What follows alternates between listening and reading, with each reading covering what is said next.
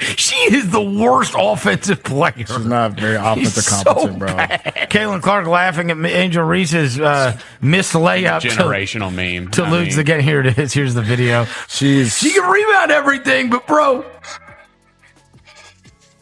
Angel Reese, possibly the greatest basketball player in the history of America. Oh, wow. Look at those moves.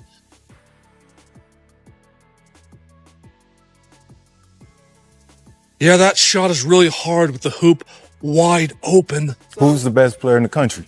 I feel like I'm the best player in the country. WNBA draft.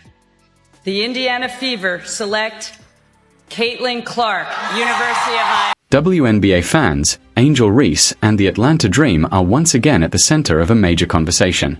A viral moment has sparked intense reactions online, with fans questioning what happened and whether it could have a bigger impact on Reese and the Dream moving forward.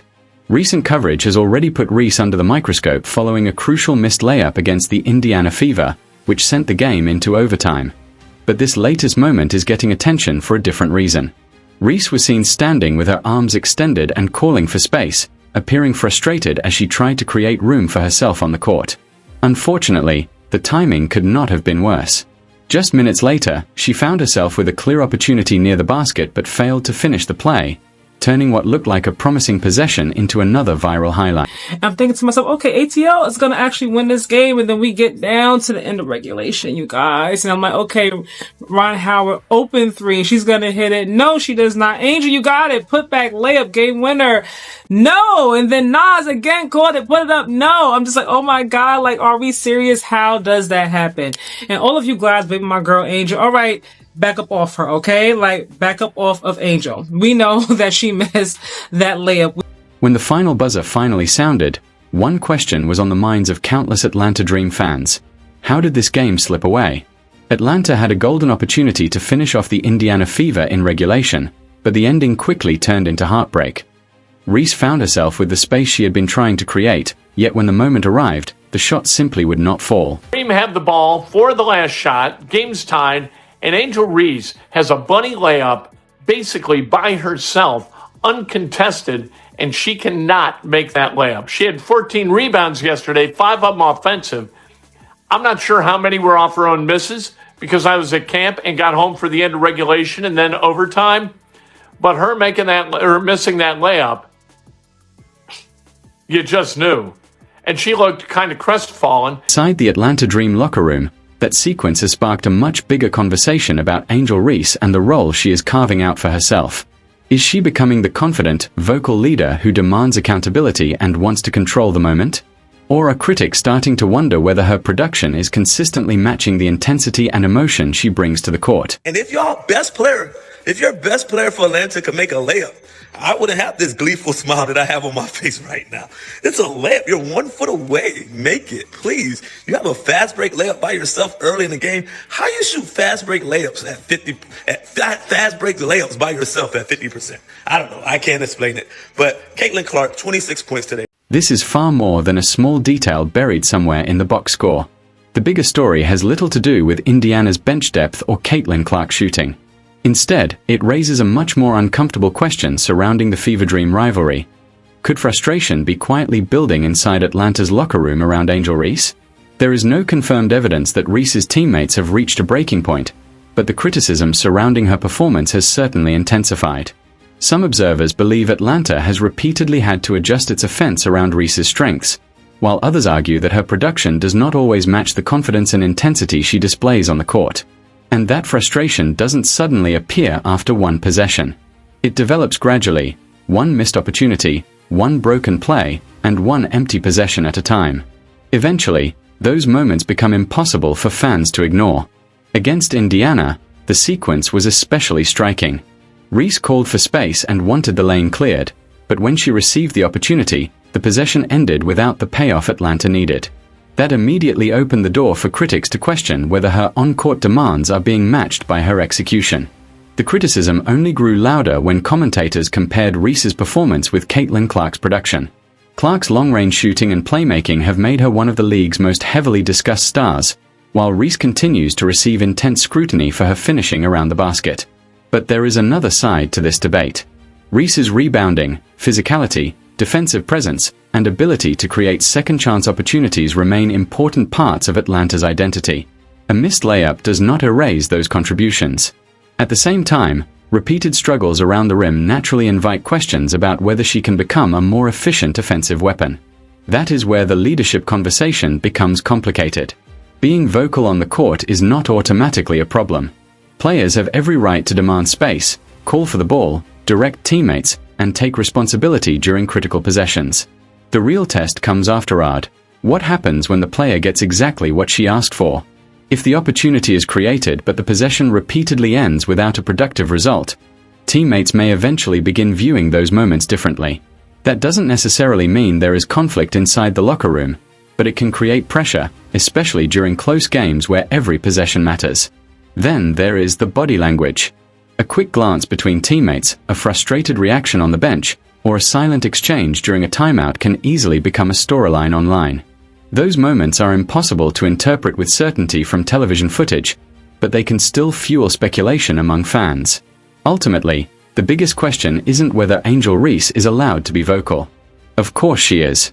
The question is whether Atlanta can turn that confidence and energy into consistent production when the game is on the line.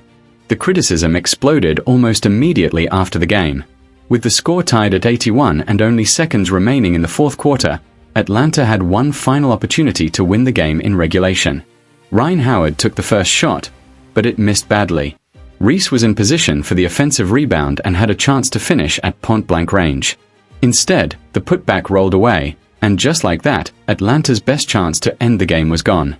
That single miss became the center of the conversation. Critics immediately questioned how a professional player could struggle so frequently with uncontested finishes around the basket. Supporters, meanwhile, pointed out that Reese's overall impact cannot be reduced to one missed layup. Her rebounding and defensive work have consistently been among the most valuable parts of her game. Atlanta had fought back from a difficult stretch and had momentum heading into the final seconds. The score was even, the defense had created an opportunity, and Reese found herself with a clean look near the rim. There was no complicated step back, no heavily contested jumper, and no desperate shot from deep. It was a close-range opportunity that Atlanta desperately needed. The offensive rebound kept the possession alive for a moment longer, with Atlanta players scrambling for another chance before the clock expired. Neither follow-up attempt found the basket, and regulation ended with the teams tied. For Reese, the frustration was written across her face. She appeared to replay the missed opportunity in her mind as she stood near the court, clearly disappointed with how the possession had ended. But there was no way to take the moment back.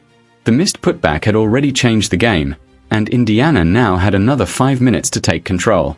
As Reese was still processing the missed opportunity, Caitlin Clark walked toward the Indiana bench. Cameras appeared to catch Clark smiling, and the image immediately spread across social media. Fans from both sides began attaching their own meaning to the moment. Was Clark actually laughing at Reese? Was she reacting to something completely unrelated? From a television clip alone, nobody can know exactly what was going through her mind. This wasn't just another regular season possession. Reese and Clark have been connected by one of the WNBA's biggest ongoing storylines, and every matchup between them receives enormous attention. Atlanta had already gotten the better of Indiana earlier in the season, which only added another layer to the rivalry. And that's what makes the moment so frustrating for Reese's supporters. Her game is much bigger than that one possession. She can dominate the glass, make an impact defensively, battle for second-chance opportunities, and create problems for opposing teams. But when a player misses a wide-open opportunity with the game hanging in the balance, everything else can suddenly disappear from the conversation. And once that image hit social media, the conversation was no longer just about Atlanta's overtime loss. It became about Angel Reese, Caitlin Clark, and the rivalry that continues to generate headlines every time these two teams meet.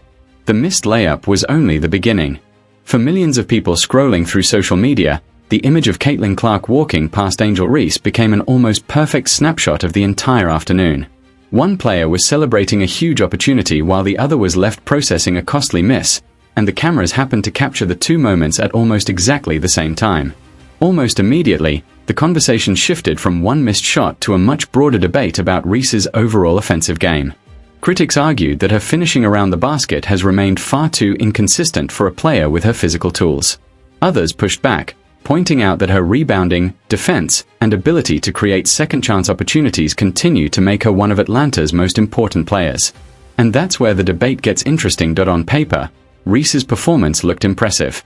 She finished with 15 points, 14 rebounds, and 6 assists, recording another double-double and continuing one of the strongest rebounding stretches of her career. But the efficiency numbers told a completely different story. Reese shot just 5-for-16 from the field and struggled badly to find her rhythm early.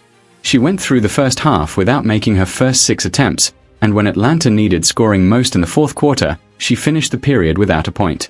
Atlanta had opportunities to end the game in regulation, but neither resulted in a basket. The final missed putback was particularly painful because it came with the game tied and the basket directly in front of her. That contrast explains why the reaction became so intense. A double-double looks spectacular when it appears on a graphic, but statistics can never completely explain what happens during the final possessions of a close game. Atlanta's coaching staff tried to keep the focus on the bigger picture. After the game, the explanation centered on execution, missed opportunities, and the fact that the team had multiple chances to win before overtime. The players were encouraged to crash the offensive glass, and they did exactly that. Unfortunately for Atlanta, neither follow-up opportunity fell. The message from the locker room was equally clear: this was not going to become a blame game. Teammates publicly defended Reese and emphasized the importance of staying together. That is exactly what you would expect from a professional team following a painful loss. Players are not going to publicly throw one another under the bus after a single mistake. The bigger issue is the ongoing conversation surrounding Reese's leadership style. She has established herself as a vocal presence on the court, someone willing to communicate, demand positioning, and direct traffic during intense stretches of a game. In fact, great teams often need players who are willing to speak up when pressure is at its highest. The challenge comes when the expectations being placed on teammates aren't consistently matched by execution. If a player repeatedly demands space, receives that space, and then struggles to capitalize on the resulting opportunity, opponents will notice, and eventually, fans will notice too. That doesn't automatically mean her teammates are frustrated with her. There is no confirmed evidence that Atlanta's locker room has turned against Reese, but it does explain why the speculation continues to grow. The issue isn't necessarily whether she can reach the rim. The bigger question is whether she can develop the finishing touch to consistently convert once she gets there. If Reese can improve her touch around the basket, clean up her finishing mechanics, and turn some of those missed close-range attempts into reliable points, her statistical production could rise dramatically. A player capable of combining elite rebounding with efficient interior scoring becomes an entirely different problem for opposing defenses.